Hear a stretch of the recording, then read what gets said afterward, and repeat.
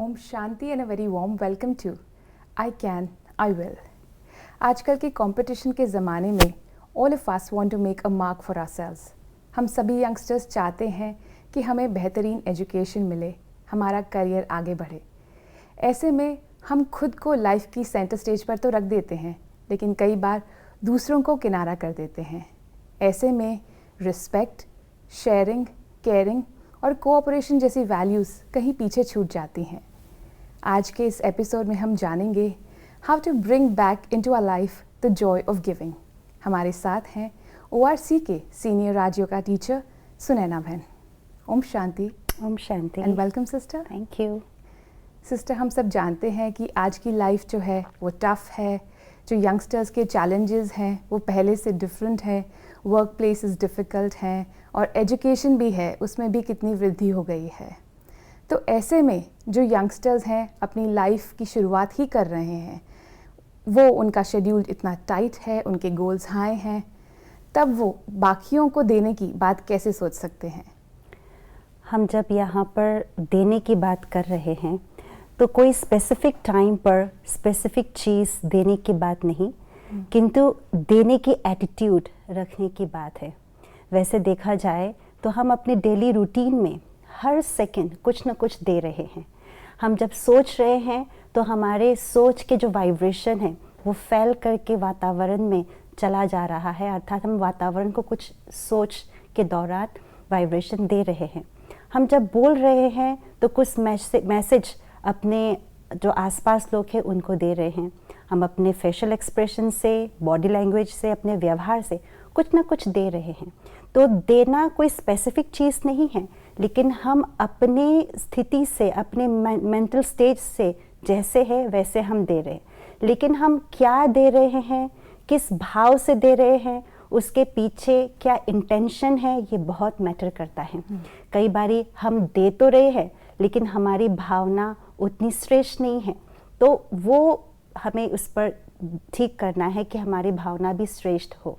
कई बारी जैसे हम कहते हैं कि बच्चा है, मान लो घर में एक छोटा सा बच्चा है, वो कुछ नहीं करता बल्कि सारे फैमिली मेम्बर्स उसके लिए सब कुछ करता है, खिलाना, पिलाना, सुलाना, खेलना। वो सिर्फ खाता है, पीता है, सोता है, लेकिन हर कोई फैमिली मेम्बर उसके साथ रह कर के बहुत खुशी मिलती है। अर्थात वो बच्चा कुछ ना करके भी बहुत कुछ दे रहे हैं, खुशी दे रहे हैं। और जब आपने कहा कि जब यंगस्टर्स अपने नया करियर की शुरुआत कर रहे हैं, अपनी ज़िंदगी की शुरुआत कर रहे हैं, तो हम उस समय क्या दें? हालांकि मैं तो ये कहूँगी कि उस समय ज़्यादा देने की ज़रूरत है। मुझे याद है जब मुझे एक नया प्रोजेक्ट के लिए कुछ महीनों के लिए नए स्थान पर जाना पड़ा, तो मेरा फुल अटेंशन यही रहता था कि मेरा हर व्यवहार, हर बोल, मैं किसी न किसी वे में हर एक को संतुष्ट करूं, हर एक को सुख दूं, हर एक को पॉजिटिव वे में कुछ अच्छा वाइब्रेशन दूं, सहयोग दूं। इससे क्या होगा, मेरे जो नया प्रोजेक्ट है उसमें मुझे मदद मिलेगी, सबका कोऑपरेशन मिलेगा, मैं अपने इस प्रोजेक्ट को अच्छे ढंग से कर पाऊंगी, क्योंकि मेरा मन खुश है तो मैं खुशी दे पाऊंगी। तो इसी प्रकार से जब यूथ अपने नए करियर की शुरुआत कर रहे हैं तो इस बात का ध्यान रखना है कि मैं अपने उस करियर को एक्यूरेटिटी से करूं, अपने कलीग्स को भी सहयोग दे करके उनको भी अपना साथ ले करके साथ चलूं। सिस्टर, दो बातें हैं जो आपने कही, वो ये कि एक है जो हम कार्य कर रहे हैं और एक है उसके पीछे की भावना। तो हम दे तो हर समय रहे हैं, क्योंकि हम हर कार्य भी कर रहे हैं और उसके पीछे कोई ना कोई भावना ज़रूर होती है, लेकिन क्या दे रहे हैं ये हमें चेक करना है। और आपने जो एग्ज़ाम्पल दिया कि एक बच्चा है, वो कुछ भी नहीं करता है लेकिन फिर भी वो दूसरों को दे ही रहा है, क्योंकि दूसरों को उसके आसपास रहने से खुशी मिल रही है। तो all of our souls have this quality कि हमारी प्रेजेंस ही मात्र दूसरों को कुछ ना कुछ देती है, लेकिन क्या देती है ये हमें चेक करना है।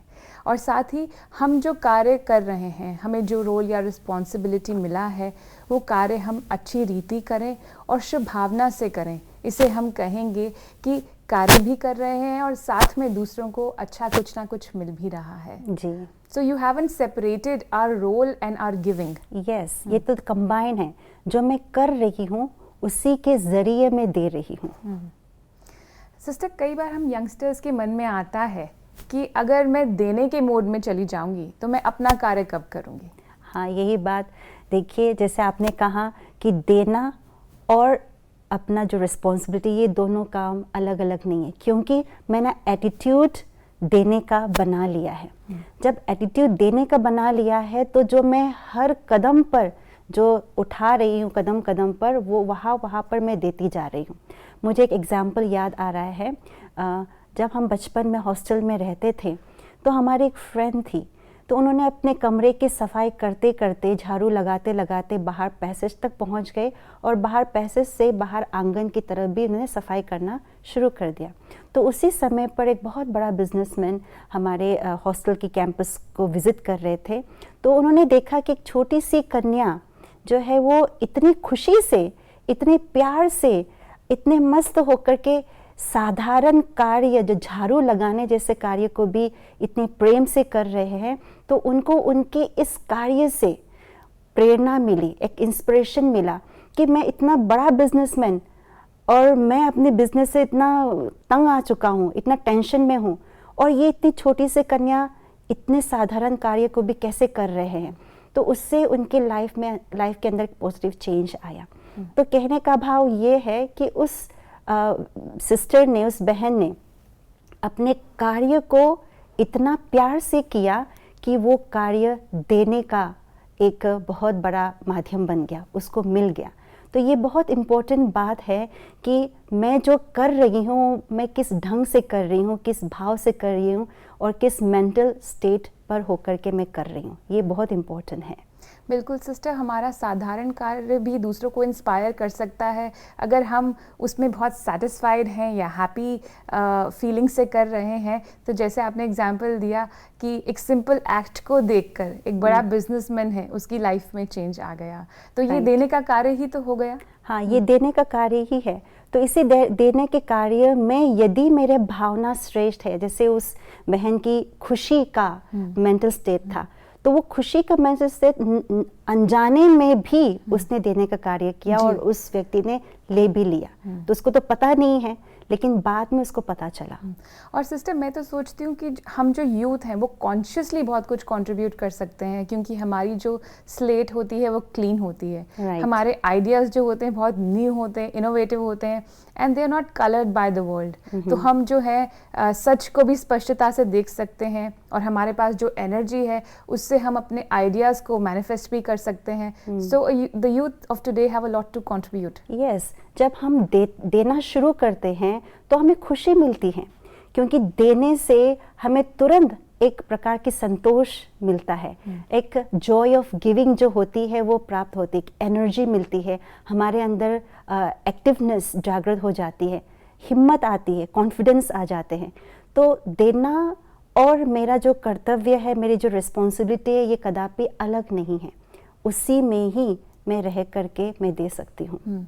सिस्टर, और मैं ये भी देखती हूँ कि अगर हम ब्रॉडर विजन के साथ कोई कार्य करते हैं तो हमारी सोच एलिवेटेड हो जाती है। नहीं तो हमारी थिंकिंग बहुत नैरो हो जाती है, उसमें हम ही हर चीज़ का फोकस होते हैं।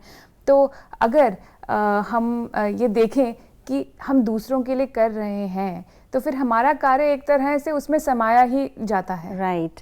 कई बार ये क्या होता है कि हम ये सोचते हैं कि यदि मैं अपने कार्य को छोड़ करके दूसरों को मदद करने लग जाऊं तो मैं अपना कार्य को संपन्न नहीं कर पाऊंगी। लेकिन हम एक तरह से ये भी देखें, ये मेरे अनुभव की बात है, जब अपने कार्य को थोड़ा सा पॉज देख करके दूसरों के सहयोग के लिए जाते हैं तो जैसे कि उस सहयोग के बाद मेरा कार्य बहुत आसानी से और जल्दी से हो जाता है। या तो इसका कारण यूँ कह सकते हैं कि जब मैंने किसी व्यक्ति को मदद किया तो उस व्यक्ति के ब्लेसिंग्स मुझे मिल जाती हैं। लेकिन एक और इसके पीछे एक साइंस भी कहो या लॉजिक कहो, उसके पीछे है वो क्या, जब हम किसी एक कार्य में अपने मन, बुद्धि और अपने ब्रेन को लगाते हैं, उसमें बहुत इन्वॉल्व होते हैं, तो क्या होता है, उस कार्य के स्ट्रक्चर के अनुसार मेरा ब्रेन और मेरा मन होने लगता है। तो उसी के अंतर्गत ही मेरा सोच चलता रहता है। तो एक नया व्यू पॉइंट नहीं मिलता, एक नया सोच नहीं मिलता। लेकिन जब हम ब्रेक देख करके कुछ नया सब्जेक्ट करते हैं, कुछ नया सब्जेक्ट की तरफ अपने मन को लगाते हैं और उसके बाद जब वापस आकर के उसी टास्क को उठा करके करते हैं तो एक नया व्यू पॉइंट मिलता है, एक नई आइडिया मिलती है, एक नई एनर्जी के साथ मैं उस कार्य को कर पाती हूँ और बहुत ही इजी तरीके से संपन्न कर पाती हूँ। तो जब मैं अपने कार्य में बहुत ज़्यादा एंग्रोस हो गई तो थोड़ा सा समय निकाल करके मैं एक बहुत शुभ कार्य में अपना समय को लगाऊं, किसी को सहयोग दूं, ताकि उनकी ब्लेसिंग से मैं अपना कार्य भी संपन्न कर सकूं टाइम पर और साथ साथ जो साइंस था उसके पीछे उसका भी मैं उपयोग कर सकूं।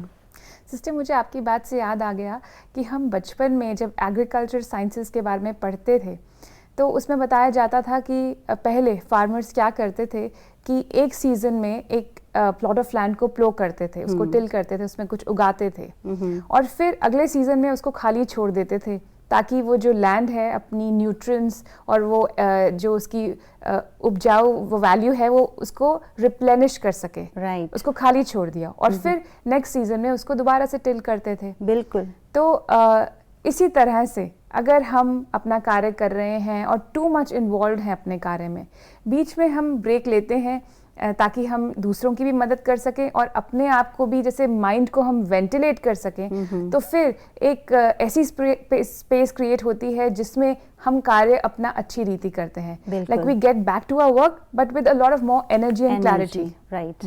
जैसे कि हम बचपन में हम एक ही सब्जेक्ट को पढ़ते हैं, याद करते हैं, तो हमारी टीचर कहाँ करती थी कि नहीं, आपको जब याद नहीं हो रहा है उस सब्जेक्ट को पढ़ते हुए और बहुत मेहनत लग रही है, you change your subject.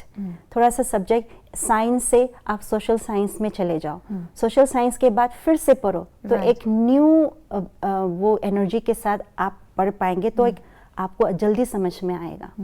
Sister, मैं सोचती हूँ वैसे भी जो हम युवा हैं, हमारे अंदर ये फीलिंग रहती है that we want to be resourceful to the world. जैसे हम देखते हैं ऑफिस में अगर किसी से कुछ कार्य ले लिया जाता है वापस, हाँ, या उसको कम अपॉर्चुनिटीज़ मिलती हैं, तो वो बहुत दिल शिकस्त हो जाते हैं। वो सोचते हैं हमारे अंदर कोई टैलेंट है तो हम क्यों ना उसको एक्सप्रेस करें, तो हमारे को वो अपॉर्चुनिटीज़ चाहिए, हम और कार्य करना चाहते हैं।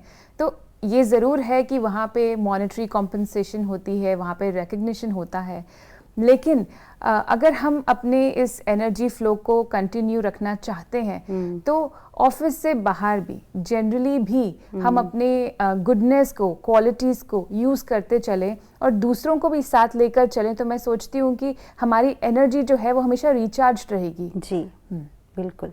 सिस्टर, आपने अभी यूज़ किया था बीच में कि इसके पीछे साइंस है, गिविंग के पीछे there is a spiritual science, उसके बारे में और बताएं। एक स्पिरिचुअल साइंस कहो या यूनिवर्सल लॉ कहो, जो भी हम देते हैं तो एक कर्म का लॉ है। क्या लॉ है? जो हम देते हैं वो मुझे रिटर्न में ज़रूर मिलता है। What ever you give you will get back.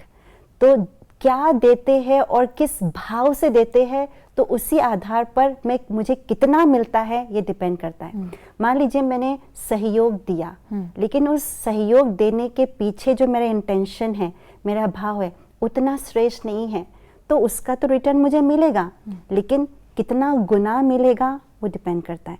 मैंने उस श्रेष्ठ भाव से सहयोग दिया तो रिटर्न भी कई गुना ज़्यादा आकर के मेरे को मिलेगा। जैसे कि एको पॉइंट पर हम जाकर के जोर से बोलते हैं तो कितने बार एको रिपीट होकर के, उसी वर्ड को कितने बार रिपीट होकर के हमारे पास आते हैं। तो हम तो एक ही बार बोलते हैं, हम एक ही बार बोलते हैं, वो जो गुंजन होता है वो कई दफ़ा होता है। राइट। तो लाइफ भी एक एको पॉइंट है। हम जितना उस भावना के साथ हम देते हैं, उस इंटेंशन, प्योर इंटेंशन के साथ देते हैं, तो वो हमारे पास उतनी ही गुना अर्थात इंटरेस्ट के साथ मिलता है। कितना % इंटरेस्ट है वो हमारे भावना से डिपेंड करता है। यानी कि कोई भी हम अच्छा कार्य अगर करते हैं तो फिर खाली वो अच्छा कार्य का रिटर्न नहीं मिलता, लेकिन एक रिपल इफेक्ट होता है, एक क्यूमुलेटिव रिटर्न हमें वापस मिलता है। जी। और दूसरा लॉ है लॉ ऑफ रिवर्स एंट्रोपी। अब इसको मैं यूँ समझाना पसंद करूँगी, जैसे मेरे पास मान लीजिए 200 रुपीज़ है और मैंने 100 रुपीज़ किसी को दिया, तो मेरे पास ओनली 100 रुपीज़ बचा। लेकिन रिवर्स ऑफ एंट्रोपी जो है, रिवर्स एंट्रोपी, वो ऐसा है, यदि मेरे पास 50% खुशी है और मैंने 30% खुशी बांटा किसी को, तो मेरे पास ओनली 20% नहीं बचेगा, बल्कि और बढ़ करके आएगा। 50% था तो मेरे पास 80% होगा, मेरे पास 90% हो जाएगा। तो ये लॉ ऑफ रिवर्स एंट्रोपी भी इसके पीछे काम करती है। मैंने किस भाव से खुशी दी, किस समय पर, जब वो उस समय बहुत ज़्यादा नीड थी, उस समय मैंने अपने कार्य को थोड़ा सा पॉज दे करके दिया, तो उसी इंटेंशन से मुझे भी मिलेगा, बढ़ेगा। बिल्कुल सिस्टर, और मैं सोचती हूँ कि अगर आपने किसी की मदद उस समय की जब उसको बहुत ज़रूरत थी, तो आपको सिर्फ वो मदद नहीं मिलेगी, लेकिन उसकी दुआ पूरे जीवन के लिए मिलेगी। मुझे अपनी लाइफ से ही एक इंसिडेंट याद आता है कि एक बार हम पढ़ाई के लिए किसी और सिटी में गए थे और वहाँ हमें अकोमोडेशन की काफ़ी मुश्किल हो रही थी।